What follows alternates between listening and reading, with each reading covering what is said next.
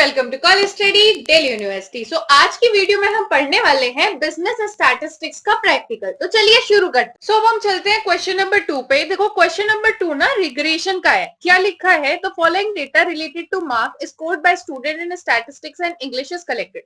मतलब स्टूडेंट्स के marks collect करे हैं स्टैट्स के और इंग्लिश के। आप यहाँ देख सकते हो स्टैट के मार्क्स दे रखे हैं और इंग्लिश के दे रखे हैं। फिर हमसे बोला है कि पहले हमें कोएफिशिएंट ऑफ कोरिलेशन निकालना है, फिर रिग्रेशन इक्वेशन निकालनी है x ऑन y भी और y ऑन x भी। फिर रिग्रेशन लाइन हमें डायग्राम में शो करनी है और वैल्यू जो है दो रिग्रेशन कोएफिशिएंट का वो निकालना है। ठीक है, तो चलिए देखते हैं किस तरीके से हम इसे सॉल्व कर सकते हैं। सबसे पहले ए पार्ट देखते हैं जहां हमें कोएफिशिएंट ऑफ कोरिलेशन कैलकुलेट करना है। इसे यहां से कॉपी करके यहाँ पेस्ट कर लेते हैं।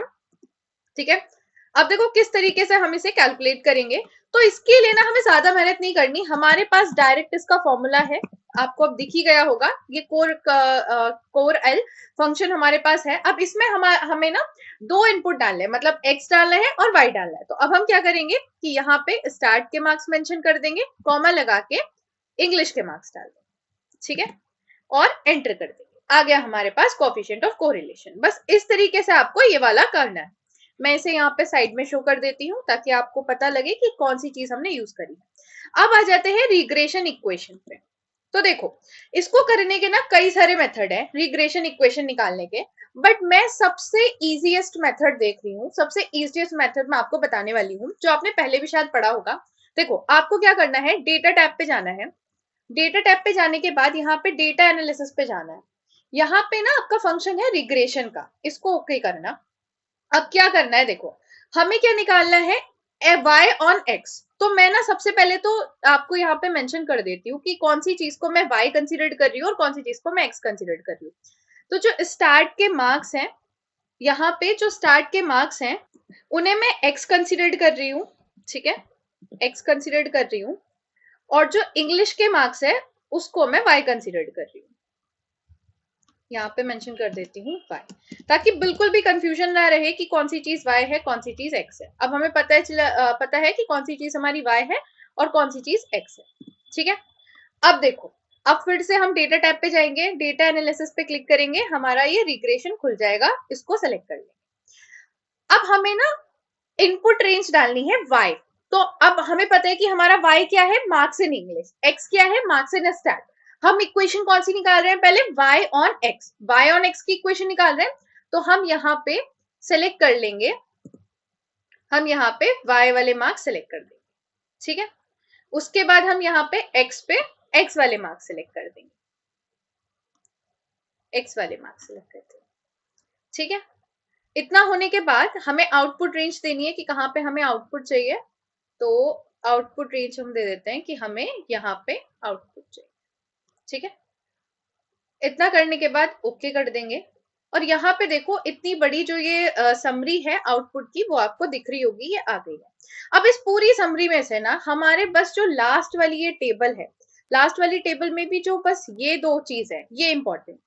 ठीक है, ये क्या है, देखो आपकी जो इक्वेशन होती है वो कुछ इस तरीके से होती है ना, y is equal to a plus B X, जहां पे a हमारा इंटरसेप्ट होता है। ठीक इंटरसेप्ट होता है और b हमारा स्लोप होता है ना। तो यहाँ पे जो आपकी इंटरसेप्ट की वैल्यू है वो तो 30 है और स्लोप आपका कितना है 0.602949। तो अगर अब आपको इक्वेशन लिखनी है y ऑन x की, यहाँ पे मैं लिख देती हूँ इक्वेशन y ऑन x की इक्वेशन लिखनी है, तो हम डायरेक्टली यहां से वैल्यू डाल सकते हैं। पहले हमें क्या डालना है, इंटरसेप्ट डालना है। तो मैं लिख देती हूँ 30.45372। ठीक है, प्लस करके उसके बाद फिर स्लोप लिख देती हूँ 602949x। ठीक है,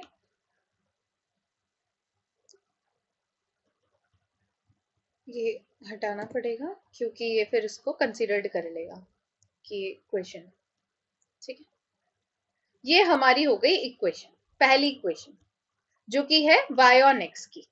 ठीक है, अब हमें क्या निकालना है, हमें इक्वेशन निकालनी भी है x ऑन y की। तो अब x ऑन y की इक्वेशन निकालने के लिए हम क्या करेंगे, फिर से यही चीज करेंगे। मतलब फिर से हम जाएंगे डेटा टैब पे डेटा एनालिसिस में जाएंगे, रिग्रेशन सेलेक्ट करके ओके करेंगे। बट इस बार हम y की जगह जो है ना, ये हमारी जो इंग्लिश के मार्क्स है वो नहीं डालेंगे, स्टार्ट के मार्क्स डालेंगे, क्योंकि हमें क्या चाहिए, x ऑन y चाहिए। ठीक है, और यहाँ पे हम डालेंगे इंग्लिश के मार्क्स। ओके, आउटपुट रेंज अपनी सेलेक्ट करते हैं, तो आउटपुट रेंज हमारी हो जाएगी ये नीचे। इतना करने के बाद ओके कर देंगे और हमारे पास ये आ गई पूरी समरी। अब इस समरी में से क्या इंपॉर्टेंट है हमारा, तो इंटरसेप्ट और जो एक्स वेरिएबल लिखा हुआ है ये इंपॉर्टेंट है, तो इसको हम कर देते हैं हाईलाइट। अब जब हम इक्वेशन लिखेंगे, इक्वेशन x ऑन y, तो हमारी इक्वेशन क्या बनेगी, सो ये हमारी दूसरी इक्वेशन आ गई है x ऑन y। ठीक है, तो ये तो हो गया पहला मेथड। एक मेथड मैं और आपको बता दी हूं, अगर आपके एग्जाम में हो सकता है आपकी मैम ने ये मेथड नहीं कराया हो, तो आप उस मेथड से भी जा सकते हो, जो भी आपको फिजिबल लगे, आप उसमें जिसमें भी कंफर्टेबल हो। दूसरा मेथड है इंटरसेप्ट और स्लोप फंक्शन का। तो हमारे पास दो फॉर्मूले होते हैं, एक होता है इंटरसेप्ट का और एक होता है स्लोप का। जैसे कि मान लो हमें यहाँ पे इक्वेशन निकालनी है, इक्वेशन y ऑन x की हमें इक्वेशन कैलकुलेट करनी है। तो देखो इसमें हमें दो चीज चाहिए होती है, मैंने अभी आपको बताया, एक तो इंटरसेप्ट और एक स्लोप चाहिए होता है ना। इक्वेशन हमारी कुछ इस तरीके से दिखेगी, जो हमारी x ऑन y की होगी। तो अब यहाँ पे हम पहले कैलकुलेट करेंगे इंटरसेप्ट की वैल्यू। इंटरसेप्ट की वैल्यू को कैलकुलेट करने के लिए हमें यहाँ पे इक्वल टू लगाना है, लिखना है इंटरसेप्ट, ये आ गया हमारा। ठीक है, ये फॉर्मूला आ गया। अब यहाँ पे हमें y डालना है और x डालना है, क्योंकि हम y ऑन x निकाल रहे हैं, तो हमने y किसको कंसीडर किया था यहाँ पे, ये रहा, तो हम ये डाल देंगे, कॉमा लगा के x की वैल्यू डाल देंगे। ठीक है, और एंटर कर देंगे, हमारे पास ये आ गया इंटरसेप्ट। और अब हमें निकालना है स्लोप, तो स्लोप निकालने के लिए भी हम क्या करेंगे, यहाँ स्लोप वाला फॉर्मूला लगाएंगे। अब यहाँ पे भी हमें y डालना है, तो हमारी जो y की वैल्यू है वो डाल देंगे, कॉमा लगा के x की वैल्यू डालेंगे एंड दिस। तो हमारे पास यहाँ पे इंटरसेप्ट और स्लोप आ गया है। अब हम डायरेक्ट इक्वेशन लिख सकते हैं। इक्वेशन क्या है, y is equal to a की जगह पे हम क्या लिखेंगे 30, ठीक है, फिर प्लस हमारा जो स्लोप है वो लिख देंगे 6029 और यहाँ आ जाएगा x। तो ये हो गई हमारी पहली इक्वेशन। दूसरी इक्वेशन क्या थी हमारी, दूसरी इक्वेशन थी इक्वेशन x ऑन y। ठीक है, ये कैसे होगी, x is equal to a plus b y। Okay, अब यहाँ पे हमें इंटरसेप्ट कैलकुलेट करना है, इंटरसेप्ट इज इक्वल टू, फिर से हम इंटरसेप्ट का अपना फॉर्मूला लगाएंगे। ठीक है, और इस बार हमें जो y है वो दूसरी वाली चीज लेनी है, मतलब हमें इस बार y किसको रखना है, स्टैट्स के मार्क्स को। ठीक है, और x किसको रखना है, इंग्लिश के मार्क्स को, और यहाँ पे हम एंटर कर देंगे, ये आ गया हमारा इंटरसेप्ट। फिर हमें स्लोप निकालना है, तो स्लोप निकालने के लिए हम फंक्शन यूज करेंगे स्लोप, स्लोप का फॉर्मूला लगाया, फिर से अब स्टार्ट के मार्क्स को हम y की जगह पे रख देंगे और इंग्लिश के मार्क्स को हम x की जगह पे रख देंगे, और ये हमारा आ गया आंसर। तो अब ये इक्वेशन हमारी हो जाएगी x is equal to -10.62 plus 1.084 Y. ठीक है, ये तो हो गई हमारी इक्वेशन। अब अगर आप देखो तो ये वाली इक्वेशन जो हमने दूसरे मेथड से निकाली थी और ये वाली इक्वेशन सेम ही है, सेम ही आंसर हमारा आ रहा है ना। तो आप कोई से भी मेथड से करके आओ, डजंट मैटर, आपका आंसर सही आएगा। अब चलते हैं नेक्स्ट पार्ट पे। सी पार्ट हमें क्या बोल रहा है, show the regression line in a diagram. हमें एक डायग्राम बनाना है जिसमें हमें रिग्रेशन लाइन दिखानी है। तो करेंगे, पहले इसको आपको पूरा सेलेक्ट करना है, उसके बाद आपको यहाँ इंसर्ट टैब पे जाना है और यहाँ पे जो चार्ट के ऑप्शन में से स्कैटर का सबसे पहला ऑप्शन आ रहा है उसको आपको सेलेक्ट कर लेना है। कुछ इस तरीके से आपका चार्ट डिस्प्ले हो जाएगा। फिर आपका ना यहाँ चार्ट डिजाइन टैब भी खुल जाएगा, तो इसमें आपको ऐड चार्ट एलिमेंट पे जाना है और यहाँ पे ट्रेंड लाइन पे आना है। इसमें जो पहला ऑप्शन है लीनियर का वो आपको सेलेक्ट कर देना। ठीक है, इसके बाद आपको इसमें टाइटल आप ऐड कर सकते हो, आप चाहो तो इसमें डिफरेंट डिफरेंट एलिमेंट्स आप इसमें ऐड कर सकते हो। सो देखो ये चार्ट बनने के बाद हम इस ट्रेंड लाइन को फॉर्मेट भी कर सकते हैं। आप इस पे राइट क्लिक करना, ये खुल जाएगा, यहाँ से आप सेलेक्ट कर सकते हो कि आपको किस तरीके से, मान लो मेरे को इसका साइज इंक्रीज करना है तो मैं यहाँ से सेलेक्ट कर सकती हूँ। अभी ये डॉटेड आ रही है, मैं चाहती हूँ कि ये डॉटेड ना आए, तो मैं यहाँ पे इस पे राइट क्लिक करूंगी। ठीक है, यहाँ पे क्लिक करके ये खुल गया और यहाँ से मैं सेलेक्ट कर सकती हूँ कि ये किस तरीके से आनी चाहिए। अब ये डैश डैश है, मैं चाहती हूँ कि सिंपल है तो ये सिंपल आ जाएगी। ठीक है, इसके अलावा हम इसमें और भी एलिमेंट ऐड कर सकते हैं, लाइक एक्सेस टाइटल ऐड कर सकते हैं प्राइमरी और हॉरिजॉन्टल एक्सेस पे। इसके अलावा चार्ट का जो टाइटल है वो हम ऐड कर सकते हैं। ठीक है, डिफरेंट डिफरेंट चीजें जो भी आपको ऐड करने का मन हो आप इसे कर सकते हो। इसके अलावा आप यहाँ पे इसका डिजाइन चेंज कर सकते हो।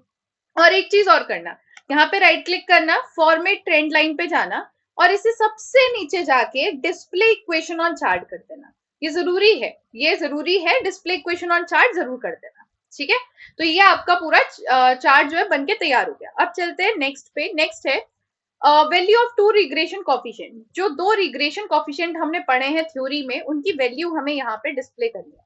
तो देखो गाइस, एक तो तरीका वो है जो आपने अपना थ्योरी में सीखा है।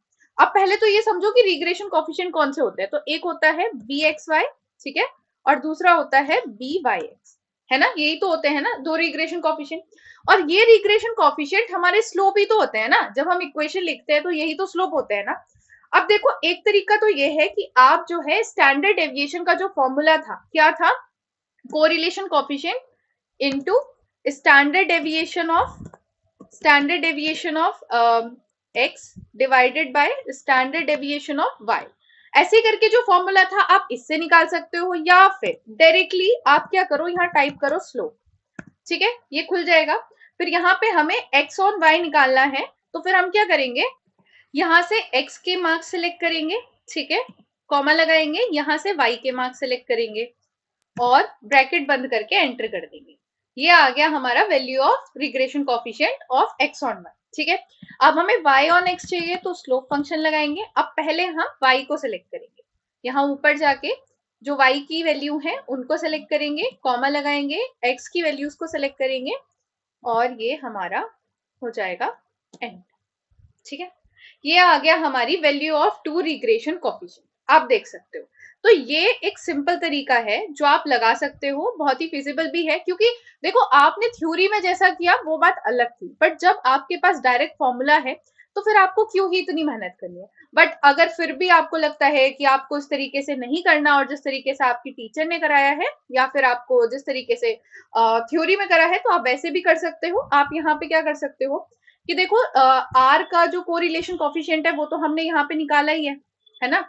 ये जो हमारा पहला पार्ट था, तो हमने यहाँ पे ये कोफिशिएंट ऑफ कोरिलेशन ऑलरेडी निकाल रखा है। ठीक है, इसे यहाँ से मैं कॉपी कर देती हूँ, आपको दूसरा मेथड भी दिखा देती हूँ। कोफिशिएंट ऑफ कोरिलेशन आपने यहाँ पे निकाल ही रखा है।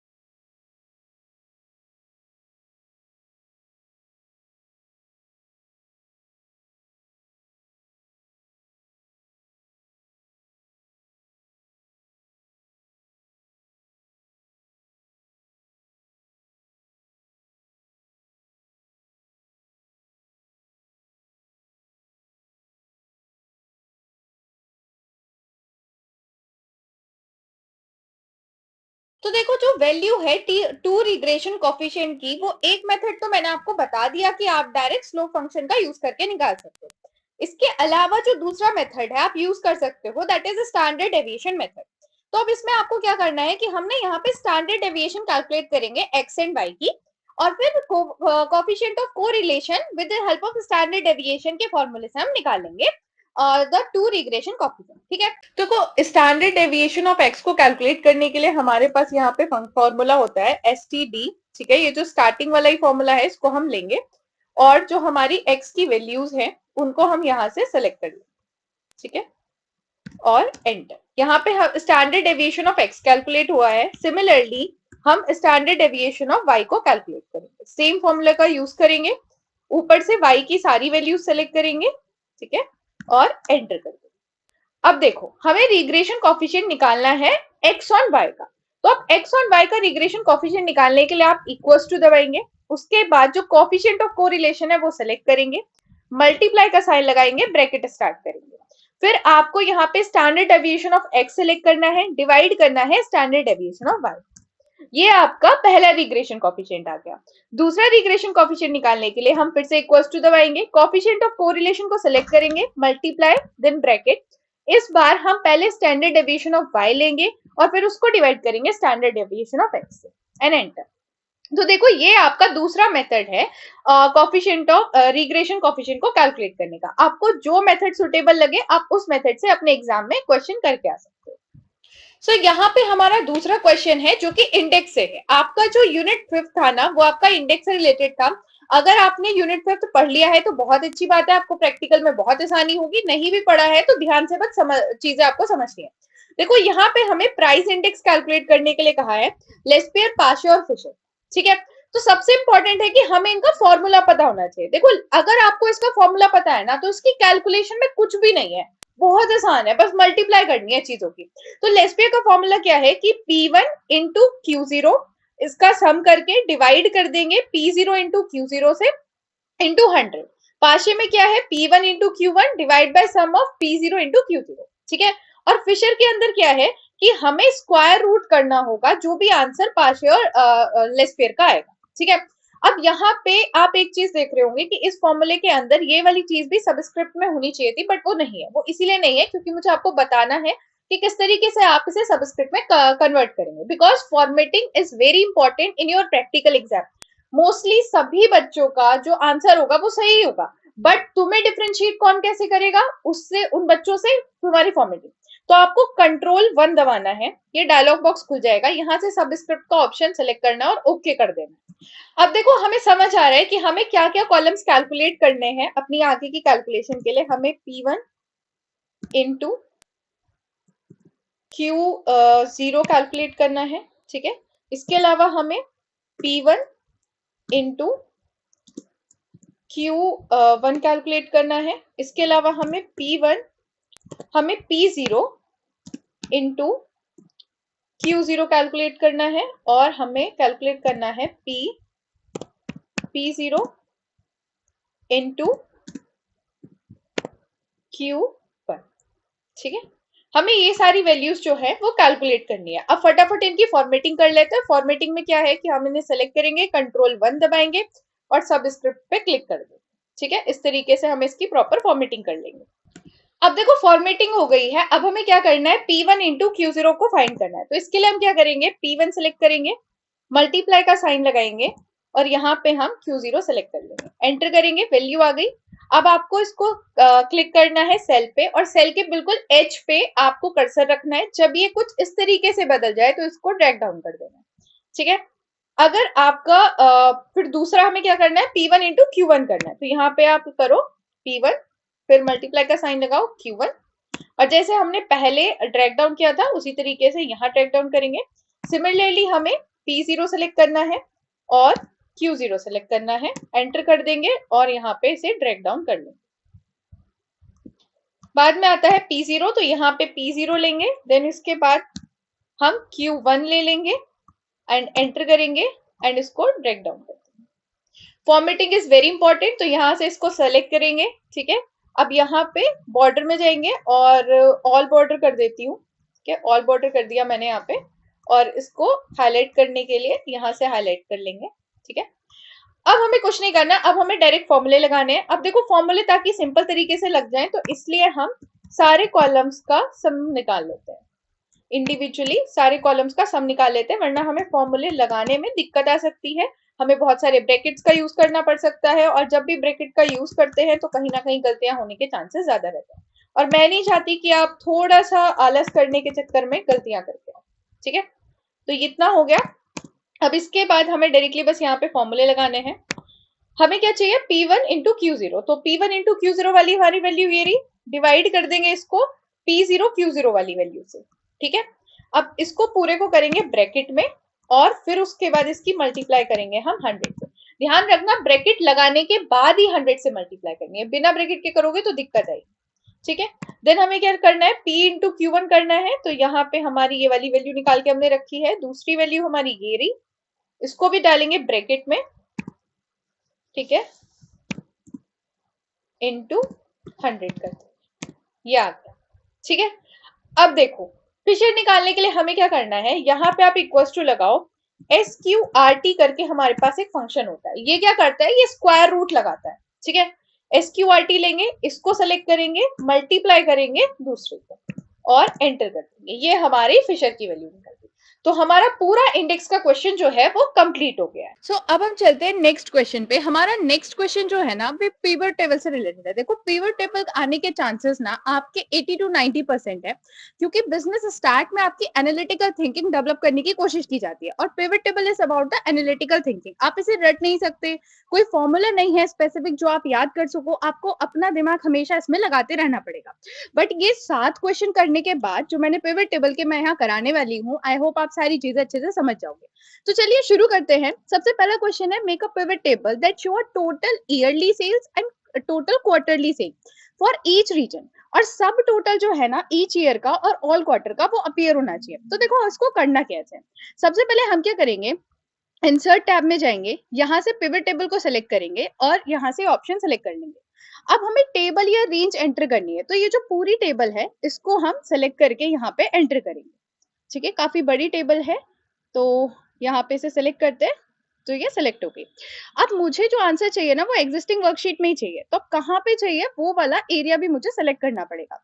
तो मुझे अपनी जो पिवट टेबल चाहिए वो कुछ इस एरिया में चाहिए, मैंने ये सेलेक्ट कर दी, ठीक है, ओके कर देंगे। अब कुछ इस तरीके का इंटरफेस खुल के आ गया। देखो यहाँ तक करना तो बहुत आसान था, बट अब आपको क्वेश्चन के अकॉर्डिंग जाना है। हमें क्या चाहिए, टोटल ईयरली सेल चाहिए और टोटल क्वार्टरली सेल चाहिए, है ना। ये जो चीज हमारी लिखी है total yearly sale and total quarterly sale चाहिए। तो इसके लिए हमें क्या करना है, हमें ये देखना है कि ये जो 4 हमारे फील्ड आ गए हैं इसमें कौन सी चीज कहाँ पे ट्रैक करनी है। देखो अब मुझे क्या चाहिए, total yearly total quarterly sale each region की। तो मैं यहाँ मेरे को समझ आ रहा है because I have practice a lot, तो मुझे पता है कि रो कॉलम में मुझे रीजन डालना पड़ेगा, ठीक है। देन उसके बाद मुझे कॉलम में ईयर डालना है और क्वार्टर डालना है, और मुझे चाहिए क्या, सेल्स चाहिए, तो अमाउंट भी तो आना चाहिए ना, तो अमाउंट मैं यहाँ पे डाल दूंगी। तो कुछ इस तरीके की आपकी ये टेबल बन जाएगी। अगर आप यहाँ पे देखो तो आपको रीजन के हिसाब से north east south west region के हिसाब से ईयरली सेल मिल गई, ये 2019 की है, ये 20 की है, ये 21 की है, एंड देन आपको क्वार्टर भी मिल चुका है, क्वार्टर 1 2 3 4, ठीक है। तो जो चीज हमें चाहिए थी वो यहाँ फुलफिल हो गई है। अब चलते हैं नेक्स्ट पिवट टेबल पे। तो अब हमारा नेक्स्ट क्वेश्चन है, make a pivot table that show total yearly sale as a percentage of 2019 sale. मतलब हमें एक पिवट टेबल दिखानी है जो ईयरली सेल हमारी शो करे एज अ परसेंटेज ऑफ 2019 की सेल। तो अब हमें क्या करना है, सेम हमें फिर से इंसर्ट टैब पे जाना है, यहाँ जाने के बाद हमें टेबल इंसर्ट करनी है, पूरी की पूरी हमारी जो टेबल की रेंज है वो हमें यहाँ सेलेक्ट कर लेनी है। तो यहाँ पे टेबल रेंज पूरी सेलेक्ट कर लेते हैं नीचे तक, ठीक है। कंप्लीट टेबल आपको सेलेक्ट करनी है, और ध्यान रखना कोई भी एक्स्ट्रा कॉलम नहीं सेलेक्ट करना। उसके बाद जहां पे हमें हमारी पिवट टेबल चाहिए, एग्जिस्टिंग वर्कशीट में चाहिए मुझे, लेकिन कहाँ पे चाहिए तो वो लोकेशन हम सेलेक्ट करेंगे। तो मुझे अपनी पिवट टेबल चाहिए कुछ यहाँ पे, तो मैं ये लोकेशन सेलेक्ट कर दूंगी और ओके कर दूंगी। अब यहाँ पे मेरा इंटरफेस खुल के आ गया। अब मुझे देखना है कि मुझे कौन से वाले फील्ड में कौन सी वाली चीज ड्रैग करनी है। तो देखो क्वेश्चन में मुझसे क्या क्या है, टोटल ईयरली सेल मुझे दिखानी है, तो मुझे पता चल रहा है कि मैं यहाँ रीजन जो है वो रो वाले कॉलम में ड्रैग कर दूं, ठीक है। यहाँ से रीजन उठा के रो वाले कॉलम में डाल दूं, और कॉलम में मैं क्या डालूंगी, ईयर डालूंगी, है ना, क्योंकि मुझे ईयरली सेल शो करनी है तो ईयर डालूंगी, और सेल शो करनी है तो अमाउंट में यहाँ डाल दूंगी। बट आप देखोगे कि यहाँ पे सम ऑफ अमाउंट आ रहा है, हमें क्या चाहिए, total yearly sale as a percentage of 2019 sale. तो यहाँ पे आपको क्लिक करना है, ये जो आ रहा है ना वैल्यू फील्ड सेटिंग, इसको आपको सेलेक्ट करना है। फिर यहाँ पे आपको यहाँ पे जाना है शो वैल्यू एज, ध्यान रखना मैं कहाँ से आई हूँ, मैंने यहाँ क्लिक किया है। उसके बाद वैल्यू फील्ड सेटिंग पे आना है, देन उसके बाद आपको शो वैल्यू एज पे क्लिक करना है, और यहाँ पे आपको सिलेक्ट करना है परसेंटेज ऑफ। अब हम मुझे किसके परसेंटेज चाहिए, ईयर का है ना, तो यहाँ से ईयर सिलेक्ट करूंगी, कौन से 2019, तो ओके कर दो।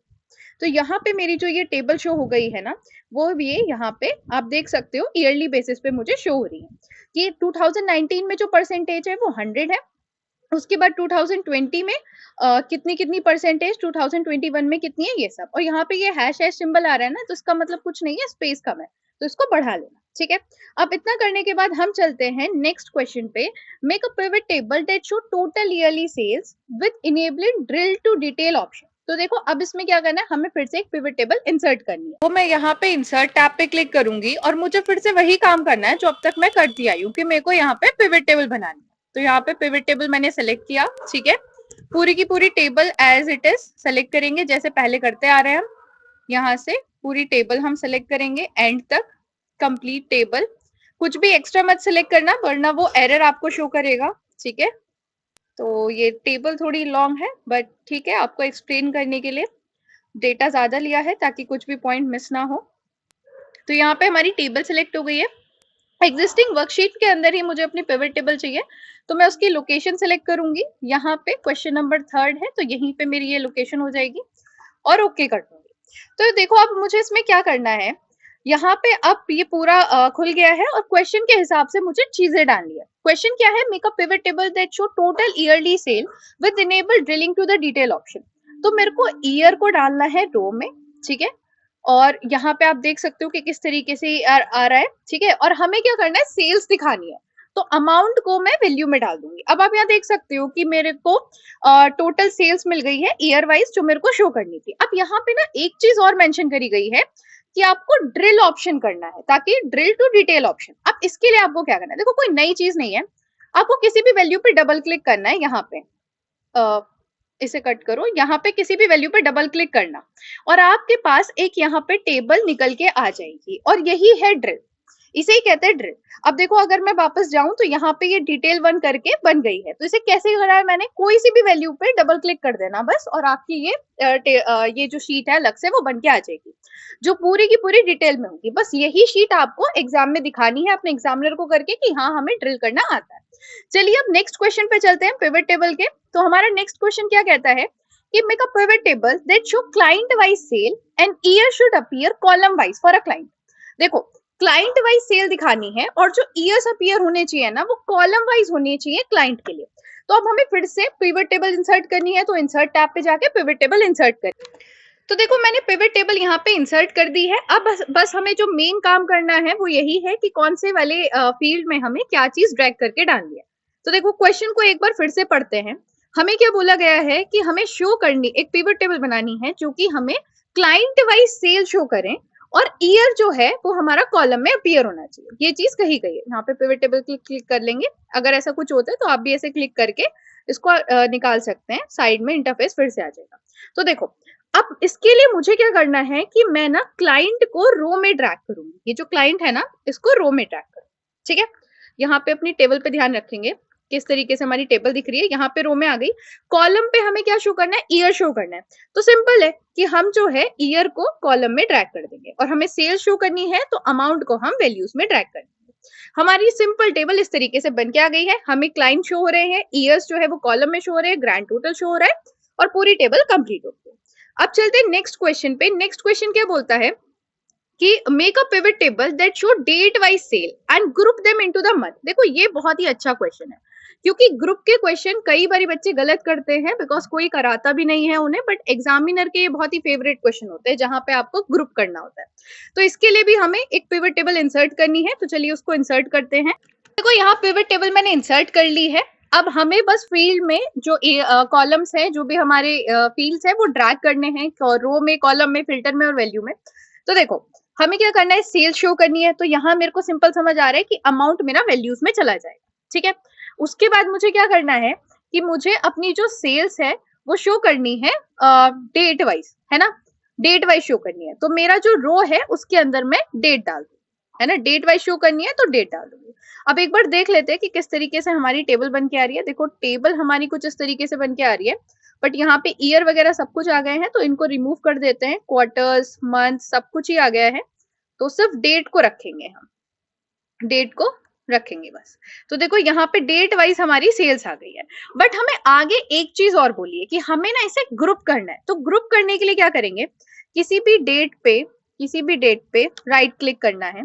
राइट क्लिक करने के बाद आपका इस तरीके से ये खुल जाएगा। उसमें आपको ग्रुप पे जाना है, ग्रुप पे जाना है। ग्रुप पे जाने के बाद आपको यहाँ पे देखो कई सारी चीजें सेलेक्ट हो रखी है, ईयर, क्वार्टर। हमें क्या करना है, मंथ वाइज ग्रुप करना है। आई होप आपको पता है कि क्वेश्चन में बोला है कि मंथ वाइज ग्रुप करना है। तो हम ये मंथ का ऑप्शन सेलेक्ट कर देंगे, ओके कर देंगे। हमारा ये ग्रुप हो गया है मंथ। कुछ इस तरीके से आपको करना है। एक बार फिर से बता रही हूँ, कंट्रोल जेड करके दोबारा रिपीट कर रही हूँ, ध्यान से सुनना। किसी भी डेट पे राइट क्लिक करना है, किसी भी डेट पे राइट क्लिक करना है, आपका ये कॉलम खुल जाएगा। वहां से आपको ग्रुप को सिलेक्ट करना है। ग्रुप में कई सारी चीजें सिलेक्ट हो रखी है, हमें मंथ वाइज करना है, तो सिर्फ मंथ को सिलेक्ट करके बाकी सबको हटा देंगे और ओके कर देंगे, और हमारा ये मंथ वाइज बन चुका है। अब चलते हैं नेक्स्ट क्वेश्चन पे। नेक्स्ट क्वेश्चन क्या है कि show quarterly sales for each year with region filter. हमें फिल्टर लगाना है रीजन का और क्वार्टरली सेल्स शो करनी है। तो चलिए एक फिर से पिवट टेबल हम इंसर्ट करते हैं। सो यहाँ पे मैंने पिवट टेबल इंसर्ट कर ली है। अब देखो क्वेश्चन में क्या बोला है कि हमें क्वार्टरली सेल्स शो करनी है हर एक ईयर की विद रीजन फिल्टर। तो हमें ये तो पता चल गया कि यहाँ फिल्टर में तो हमारा रीजन आ जाएगा। अब हमें देखना है कि क्वार्टर कहाँ डालना है और ईयर कहाँ डालना है।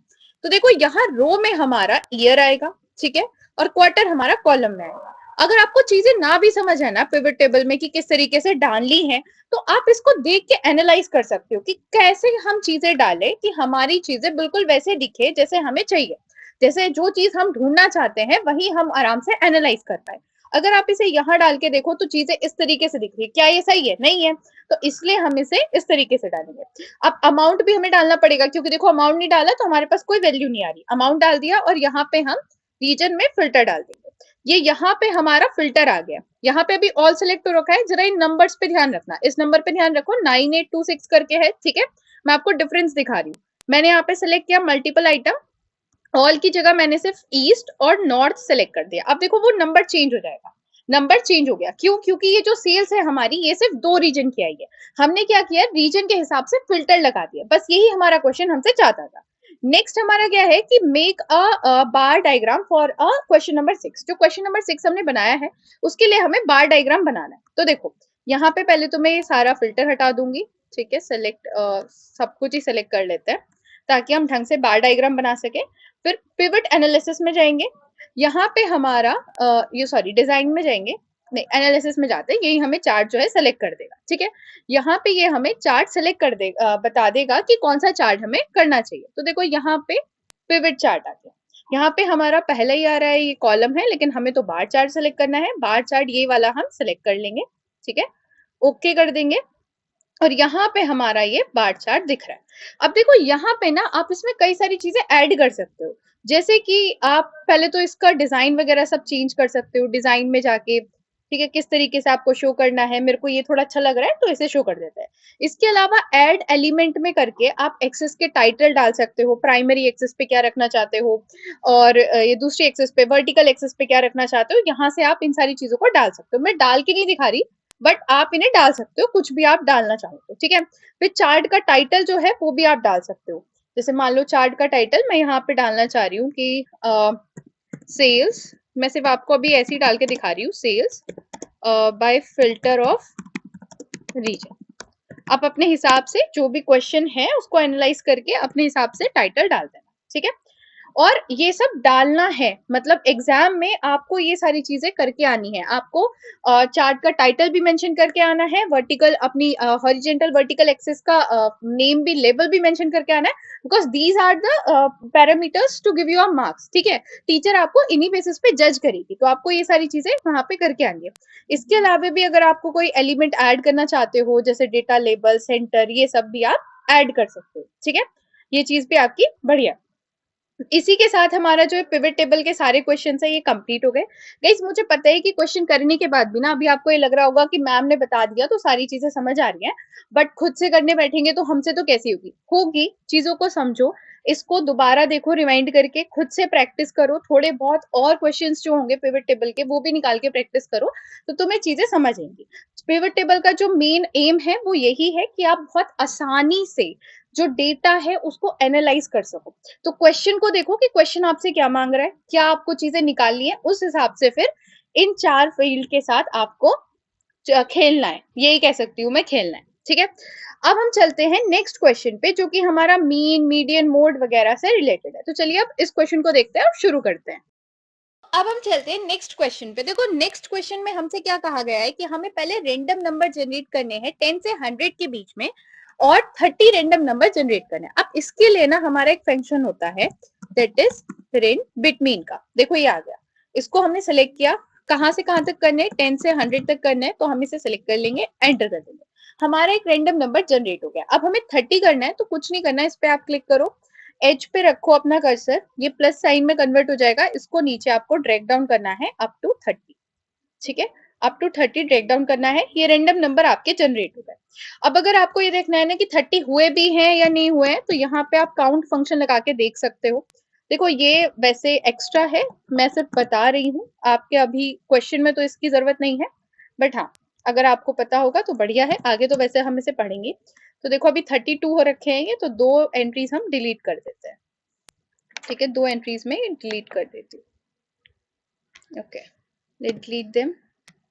ठीक है, ओके, इस फंक्शन को मैं यहाँ पे मेंशन कर देती हूँ ताकि आप लोग इसको देख सको कि क्या ये फंक्शन था, क्योंकि जब आप एक्सेल शीट मेरे से लोगे तो आपको पता चल जाएगा कि क्या चीज क्या लगाई है। अब तुमने एक चीज नोटिस करी होगी कि हर बार ये नंबर ना चेंज हो रहा है, तो ये ना भी रेंडम नंबर जनरेट हो, ये वैल्यूज नहीं है, तो ये बार बार चेंज ना हो इसके लिए आपको क्या करना है, इन पूरों को सेलेक्ट करना है, सारी 30 की 30 एंट्री को कंट्रोल सी करना है। गाइस याद रखना कंट्रोल एक्स नहीं करना है, कंट्रोल सी करना है। ठीक है, कंट्रोल सी करने के बाद राइट क्लिक करना, पेस्ट स्पेशल का ऑप्शन आएगा और इसमें जो सबसे पहला वैल्यू है ये पेस्ट एज अ वैल्यूज, इस पे आपको क्लिक कर देना है। अब ये वैल्यू आपकी चेंज नहीं होगी, वो आपको कैसे पता चलेगा, जब अभी हम आगे क्वेश्चन करेंगे। अब using the generated data calculate the mean, median, mode. हमसे क्या बोला है कि ये जो डेटा हमने जनरेट करा है, मतलब 30 एंट्रीज जो हमने जनरेट करी है, इनका मीन, मीडियन और मोड निकालना है। ठीक है, तो यहाँ पे मैं मेंशन कर देती हूँ आंसर नंबर 1, क्योंकि ये हमारा क्वेश्चन 1 का आंसर है।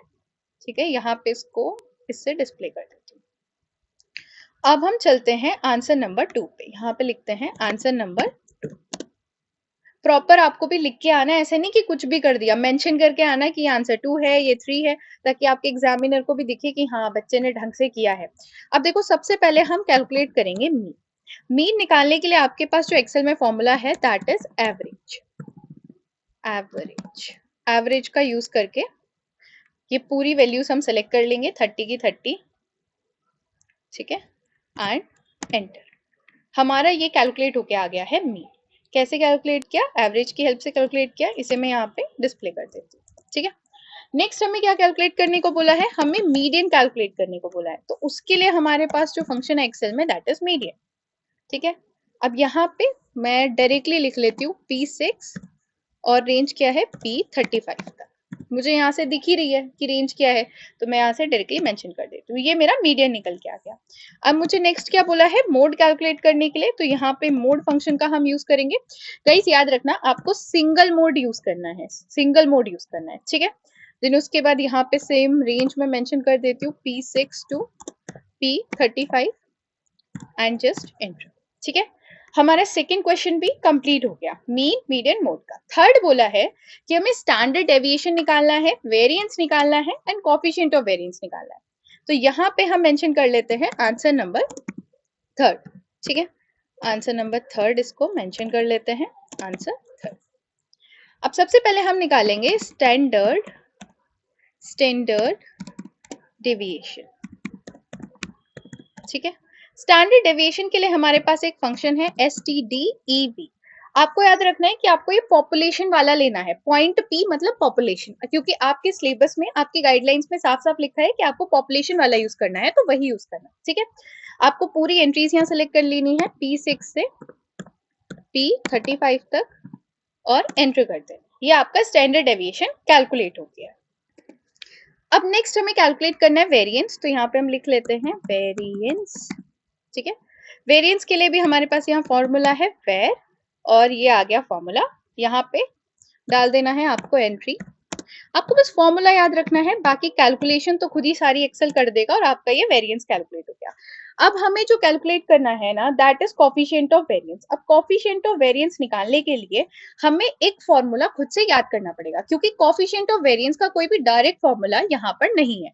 देखो, कोफिशिएंट ऑफ वेरिएंस का हमारा जो फॉर्मूला होता है वो होता है standard deviation divide by mean into 100।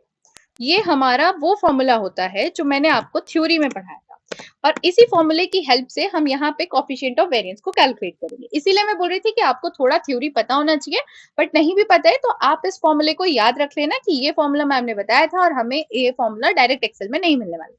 अब देखो, स्टैंडर्ड डेविएशन और मीन हम दोनों ही कैलकुलेट कर चुके हैं, तो हमें ज्यादा मेहनत नहीं करनी। यहाँ से स्टैंडर्ड डेविएशन सेलेक्ट करना है, डिवाइड लगाना है, मीन सेलेक्ट करना है और ब्रैकेट लगा के 100 से मल्टीप्लाई करनी है। ध्यान रखना, ब्रैकेट बहुत ही इंपॉर्टेंट रोल प्ले करते हैं, वरना आपका पूरा फॉर्मूला गलत हो सकता है।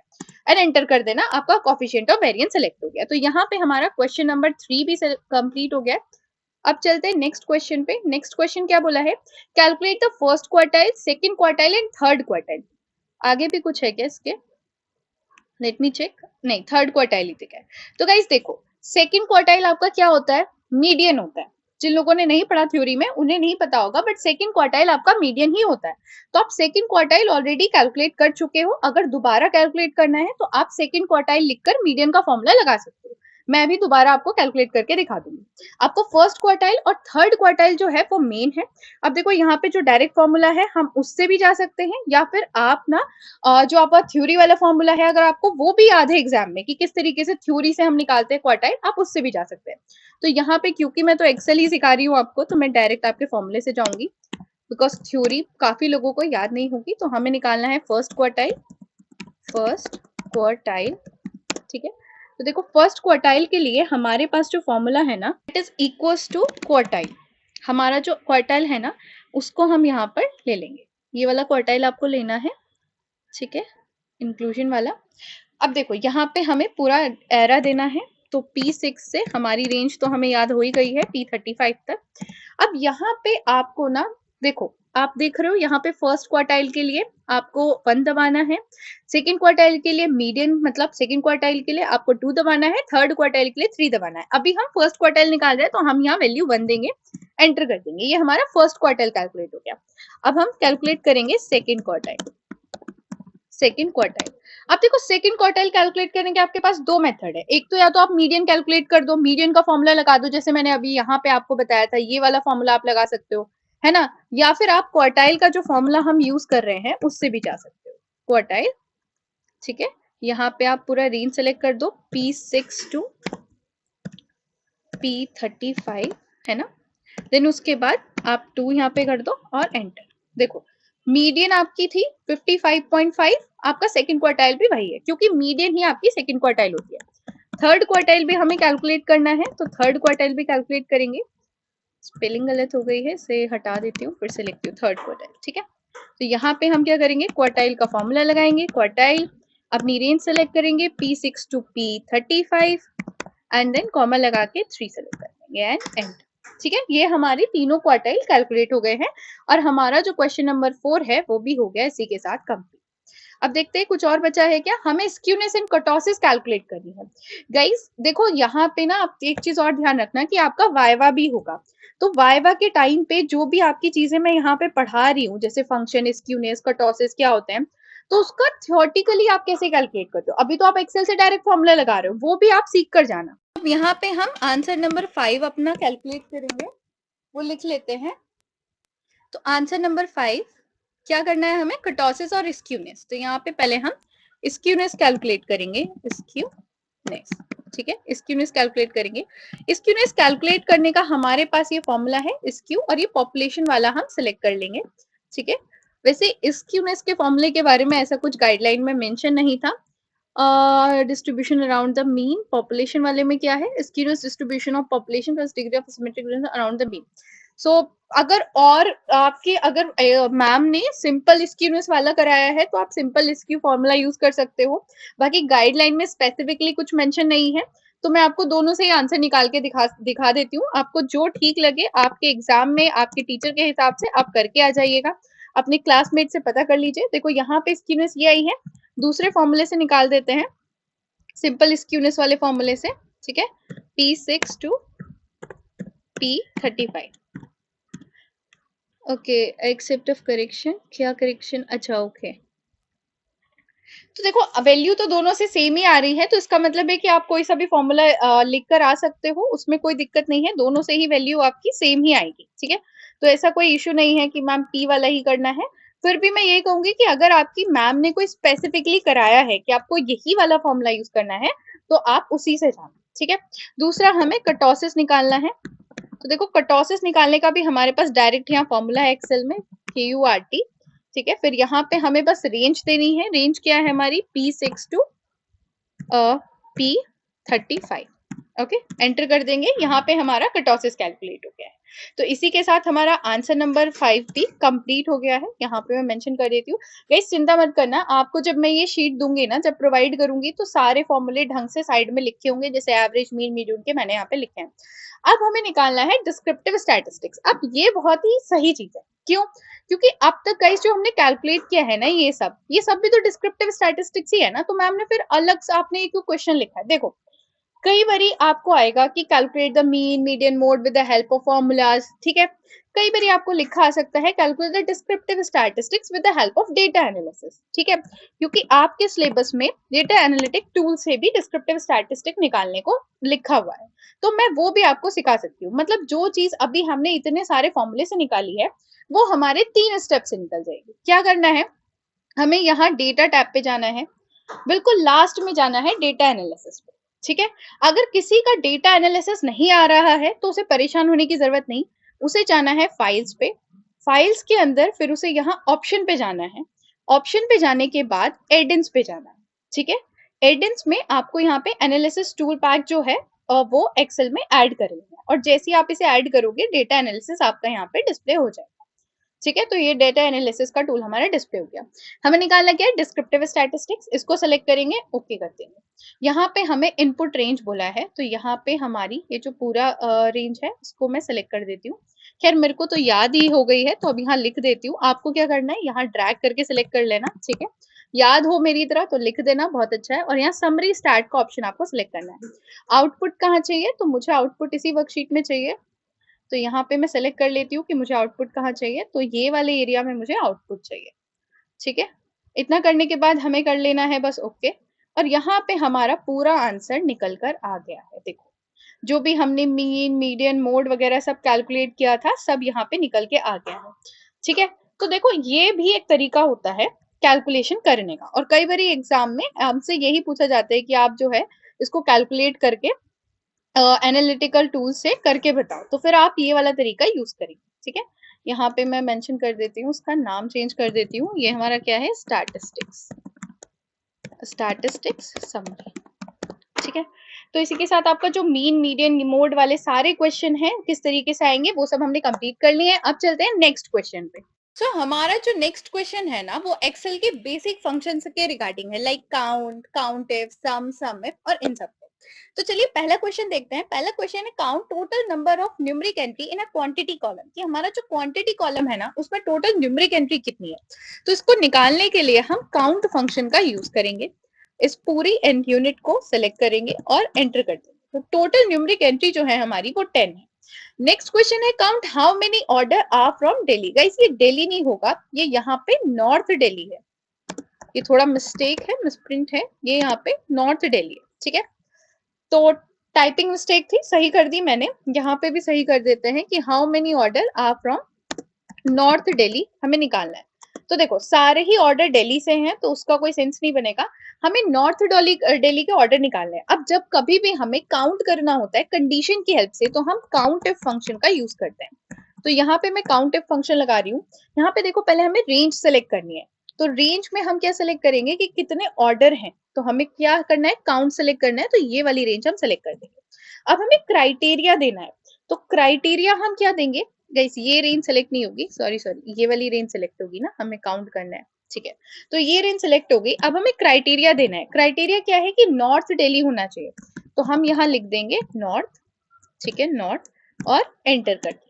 तो हमारे 3 ऑर्डर जो है वो नॉर्थ दिल्ली से, आप देख सकते हो। एक तो ये हो गया, ठीक है, एक हमारा ये है नॉर्थ से, और एक हमारा यहाँ नीचे है। तो 3 ऑर्डर हमारे नॉर्थ से हो गए। नेक्स्ट हमें पूछा है find the total sales column for a North Delhi. ये भी नॉर्थ दिल्ली है, यहाँ पे total sales column of the North Delhi. So हमारा थर्ड क्वेश्चन है find total sales from a North Delhi. तो हमें टोटल निकालना है सेल्स का नॉर्थ दिल्ली से। तो देखो इसके लिए हम सम इफ फंक्शन यूज करेंगे, क्योंकि हमें टोटल कैलकुलेट करना है, मतलब सम कैलकुलेट करना है ना। और क्योंकि क्राइटेरिया भी है तो उसके लिए सम इफ फंक्शन का हम यूज करते हैं। अब इस फंक्शन के लिए सबसे पहले तो हमें देनी है इसके अंदर रेंज। तो रेंज क्या है, हमें ये वाली एरिया पूरा सेलेक्ट करना पड़ेगा ताकि वो देख सके कि कौन कौन सी चीजें हमारी नॉर्थ से। उसके बाद हमें क्राइटेरिया देना है। तो क्राइटेरिया क्या है कि नॉर्थ होना चाहिए, है ना। यहाँ पे क्या होना चाहिए, रीजन वाले एरिया में नॉर्थ होना चाहिए। उसके बाद हमें जिस रेंज का सम करना है वो हमें निकालना है। तो सम हमें किसे करना है, रेवेन्यू को करना है। तो हम रेवेन्यू लिखेंगे। समझ आया, हमें कहाँ पे फाइंड करना है, वो वाली रेंज देनी है। तो हमें रीजन में फाइंड करना है, क्या फाइंड करना है वो देना है, और फिर किस चीज का सम निकालना है वो एंटर करना है, और एंटर कर देंगे। तो हमारे पास ये फाइंड टोटल सेल्स आ गई है नॉर्थ दिल्ली की। फिर हमसे पूछा है find total quantity sold for a laptop. Laptop के लिए कितनी क्वांटिटी सोल्ड करी गई है वो हमें फाइंड करनी है। तो इसे यहाँ से हम कॉपी कर लेते हैं, क्वेश्चन नंबर 4 को कंट्रोल सी यहाँ पे लिखते हैं, और अब हम अपना सॉल्यूशन स्टार्ट करते हैं। तो देखो इसके अंदर भी हमारा सम में फंक्शन ही लगेगा, ठीक है, क्योंकि हमें क्वांटिटी का सम बताना है। अब हमें रेंज देखनी है। तो रेंज क्या है, किसके अंदर होना चाहिए, लैपटॉप वाले ये प्रोडक्ट वाली रेंज में क्या होना चाहिए, लैपटॉप होना चाहिए। तो हम यहाँ पे लिख देंगे लैपटॉप, क्योंकि हमें लैपटॉप फाइंड करने हैं, ठीक है, लैपटॉप। देन उसके बाद हमें सम करके क्या आना चाहिए, क्वांटिटी कितनी सोल्ड हुई है। तो क्वांटिटी कितनी सोल्ड हुई है वो हम एज एन सम रेंज दे देंगे और एंटर कर देंगे। तो देखो लैपटॉप की कितनी क्वांटिटी बताई इसने, 14। अब हम देख भी लेते हैं एक बार कि क्या 14 ही है। एक यहाँ पे लैपटॉप सोल्ड हुआ है, एक यहाँ पे सोल्ड हुआ है, एक यहाँ सोल्ड हुआ है, ठीक है, और एक यहाँ सोल्ड हुआ है। तो अगर आप इनको टोटल करेंगे 4 5 3 8 8 प्लस 4 12, और यहाँ पे 2 40, तो हमारा आंसर बिल्कुल सही आ रहा है। देन उसके बाद हमारा फिफ्थ आता है सॉर्टिंग का क्वेश्चन। सॉर्टिंग का मतलब क्या होता है, अरेंज करना डेटा को एज एन अरेंजिंग और डिसेंडिंग ऑर्डर, ठीक है। हमें बोला है कि sort a data bye price, price के थ्रू हमें डेटा को सॉर्ट करना है। तो पहले तो सबसे पहले ये डेटा अपना यहाँ सेलेक्ट कर लो, कॉपी करो और यहाँ पे पेस्ट कर दो, क्योंकि सॉर्टिंग हम यहाँ पेस्ट वाले डेटा पे करेंगे, ओरिजिनल डेटा के साथ छेड़छाड़ नहीं करनी है कभी भी, वरना आपको डिफरेंस भी नहीं पता चलेगा, ठीक है। तो आपने पहले डेटा यहाँ पे लिख लेना है ढंग से, और फिर इसी को सॉर्टिंग करनी है। तो यहाँ पे मैंने डेटा, फिर आपको डेटा टैब पे जाना है, यहाँ सॉर्ट का ऑप्शन आपको दिख जाएगा, इस तरीके से डायलॉग बॉक्स खुल जाएगा। अब यहाँ पे हमें सॉर्ट किससे करना है, रेवेन्यू से करना है। तो रेवेन्यू सेलेक्ट कर लो, और हमें किस तरीके से करना है, ये लोएस्ट टू हाईएस्ट, तो स्मॉलेस्ट टू लार्जेस्ट हमने सेलेक्ट कर रखा है, ओके कर देंगे। तो यहाँ पे ये हमारा सॉर्ट हो गया। अब आप इसे कंपेयर करके देख सकते हो इस वाले डेटा से, और आपको पता चल जाएगा कि क्या क्या चेंजेस हुए हैं। फिर नेक्स्ट क्वेश्चन हमारा क्या कहता है कि हमें सॉर्ट करना है by city A to Z and then by revenue. हमें सिटी से भी करना है और रेवेन्यू से भी करना है, मतलब हमें मल्टीपल सॉर्टिंग ऑप्शन यहाँ पे यूज करना पड़ेगा। तो इसके लिए भी हम क्या करेंगे कि डेटा अपना यहाँ से पहले कॉपी पेस्ट कर लेंगे, क्योंकि ओरिजिनल डेटा के साथ बिल्कुल छेड़छाड़ आपको नहीं करनी है, ठीक है, ओरिजिनल डेटा के साथ छेड़छाड़ नहीं करनी। यहाँ मैंने कॉपी पेस्ट कर लिया है। डेटा टैब में जाके सॉर्ट ऑप्शन पे जाएंगे, ठीक है, डायलॉग बॉक्स खुल गया। तो पहले हमें क्या बोला है क्वेश्चन ने, कहाँ गया क्वेश्चन, ये रहा। तो पहले हमें बोला है कि सिटी के हिसाब से करना है। सिटी मतलब this is talking about the region, ठीक है, सिटी मतलब रीजन ही लिखा है, यहाँ पे टाइपो मिस्टेक है थोड़ा। देन उसके बाद हमें A to Z करना है, तो A to Z हो गया। अब हमसे बोले कि रेवेन्यू के बेसिस पे भी करना है, तो हम यहाँ एड लेवल पे जाएंगे, यहाँ से रेवेन्यू सेलेक्ट करेंगे, और यहाँ हमारा स्मॉलेस्ट टू लार्जेस्ट हो रखा है, बट हमें हाई टू लो करना है, इसका मतलब लार्जेस्ट टू स्मॉलेस्ट करना है।